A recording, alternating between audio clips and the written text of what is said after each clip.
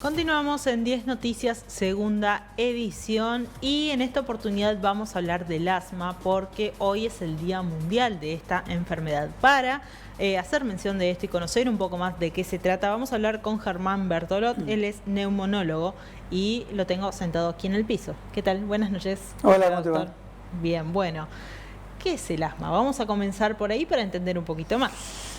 Bueno, el asma como enfermedad es una inflamación de la vía aérea que se manifiesta con síntomas que todo el mundo conoce, que es, por esta inflamación, reducción del calibre del bronquio, lo que genera dificultad para respirar, tos con catarro en general, y unos silbiditos que se llaman sibilancia. Eso es como la tríada sintomática más común, pero básicamente es una enfermedad inflamatoria como respuesta a un montón de elementos ambientales. Bien, bueno, ¿qué es lo que lo genera el asma? ¿Se nace con asma o se puede hacer asmático a lo largo de los años? No, el asma tiene una carga genética de personas con asma o con atopía, con alergia, personas que tienen rinitis atópica, se asocia bastante al broncoespasmo, que sería el asma, o dermatitis atópica, pueden tener descendencia que tenga más predisposición a tener asma. El único asma que se puede adquirir 100% es un asma ocupacional, un asma del trabajo, que también existe. El asma que todos conocemos, uno tiene una carga genética. Hay algunas teorías que se asocia a mayores infecciones en la infancia, a bronquiolitis en la infancia, a tabaquismo materno, tabaquismo en el embarazo, tabaquismo pasivo. Eso podría influir, pero en general hay una base genética que predispone. Bien, ¿un asmático puede ser deportista tal vez por estos temas de respiración, bueno, pulmonar y demás que usted lo está mencionando? Sin ninguna duda. El asma no es un límite para nada. El asmático no tiene límites. Más aún, los asmáticos hoy en día muchos manejan la medicación por tener enfermedad intermitente a demanda. Hay que estar muy seguro que el paciente tiene la prolijidad de cumplir, porque por ahí el paciente tiene algún síntoma y lo deja correr, no se medica, pero no tiene ningún límite. Puede hacer deporte, actividad física, pescar, andar, caminar, tomar frío, que lo agarre la lluvia, no tiene límites. En algunos momentos se tiene que medicar, pero no tiene límites y no tiene que cambiar en nada su estilo de vida, cosa que sí pasa con el colesterol, con la diabetes, con la presión, que el paciente tiene que cambiar su forma de vida. Con el asma no, el paciente hace lo que quiere y a veces tiene que medicarse. Bueno, ¿y existen niveles de asma o no, es solo uno? No, existen niveles de asma leve intermitente o asma leve, que son leve intermitente es alguna vez algún síntoma. Después asma leve, que tiene el paciente siempre, pero síntomas muy leves. Esos tipos de asma, esos dos, son la mayoría de los pacientes. Los pacientes con síntomas severos o moderados o muy graves, que los hay, son excepcionales. La verdad que hay muy pocos pacientes. Y después hay una forma de asma inducido por ejercicio o broncoespasmo inducido por ejercicio, que es los síntomas que el paciente tiene cuando empieza a hacer actividad física en un ambiente de aire frío y seco, como más al aire libre que en un gimnasio, más corriendo que nadando. Pero realmente el paciente, si tiene esos síntomas y lo molestan en algo, hace premedicación antes de competir o antes de jugar. Hay jugadores de fútbol de selección que tienen asma. Bien, bien. Recuerdo ahora que lo estoy escuchando hablar, que una vez escuché que todos somos asmáticos, simplemente que, lógico, lo que usted está mencionando, que algunos se desarrollan más y el resto no. ¿Esto es así? En realidad, los asmáticos tenemos una respuesta exagerada al medio ambiente. Respondemos con la nariz, con senos paranasales, con los bronquios. Esa exagerada respuesta, esa hiperrespuesta bronquial, la tiene todo el mundo cuando es de corta edad. Los chicos de 1, 2, 3, 4 años pueden tener broncoespasmo a estímulos ambientales solo porque tienen los bronquios inmaduros y no son asmáticos. Creciendo no tienen nunca más síntomas. El que es asmático repite algún síntoma con factores desencadenantes ambientales, alérgicos, emocionales, la risa, angustiarse, discutir, el perfume de aquel, el desodorante del otro, el cigarrillo.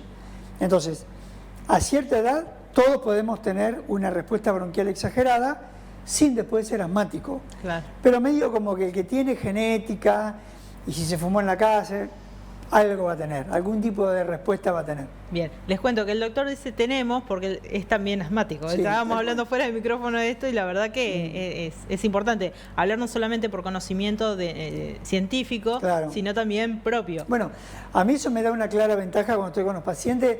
Yo estoy con un paciente charlando, viene por cualquier circunstancia, o no me dijo todavía por qué viene, y yo veo que empieza con síntomas de alergia, y digo, tiene alergia, no sé por qué viene, pero tiene alergia.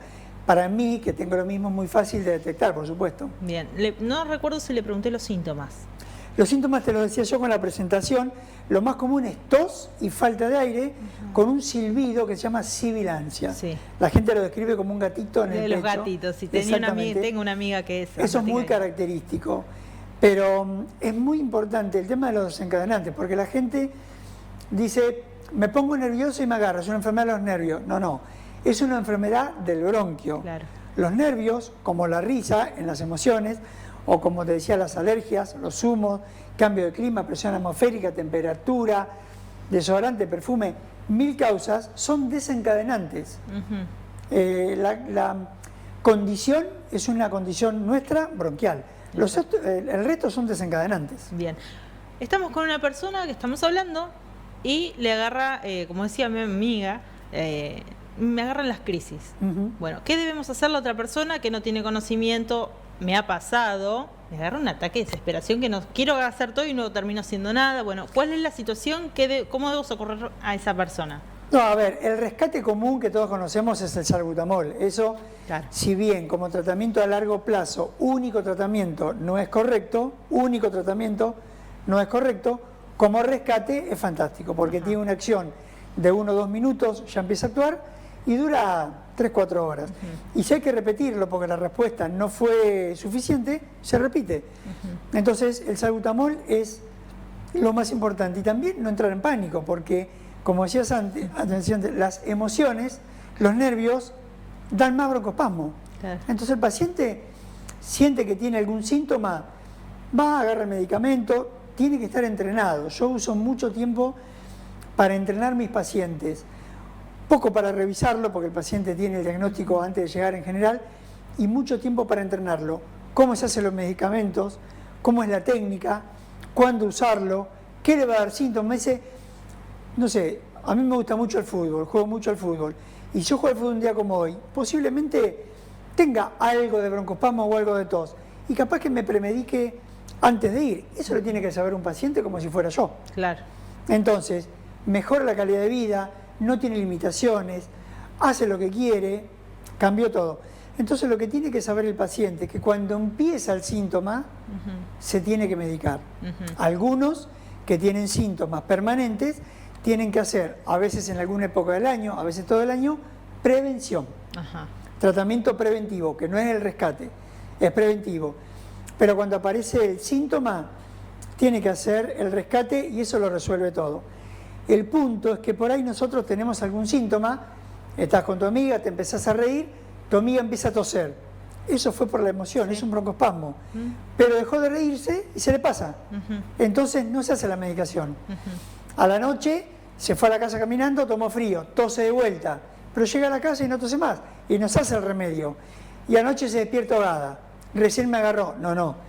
Te agarró 2 veces, claro. Pobre tu amiga que no se moría. No, es que tuve un episodio en la calle. Termine que, claro, que le voy a te agarró 2 veces antes, pero como sabés que se te pasa, no lo jerarquizamos. Claro. Entonces después, como es una enfermedad inflamatoria, cuando nos ponemos la medicación, permitimos que la inflamación se instale más y cuesta más revertirla. Claro. Entonces, tenemos síntomas, me pongo la medicación. Es muy segura, es muy noble. Se usa de un chico que tiene 3 meses de vida, no tiene problema para tu amiga. Bien. Bueno, esto pasó hace muchísimos años, salíamos, no recuerdo si de casa de alguna otra amiga y demás, y estábamos en la calle, empezó a toser. Violeta, se puso claro. Violeta. No sabía qué hacer, estaba desesperada porque quería ayudarla y quería llamar y la verdad me desesperé más yo que claro. ella y fue una situación, sí. Bueno, directamente llamar a los padres, a la clínica, oxígeno y bueno, después continuó la historia bien como lo está detallando usted, pero en ese momento, claro, no tenía nada a mano, yo no sabía qué hacer, era la primera vez que me pasaba y no sabía cómo resolverlo. Sí, básicamente es tranquilidad y buscar el salbutamol.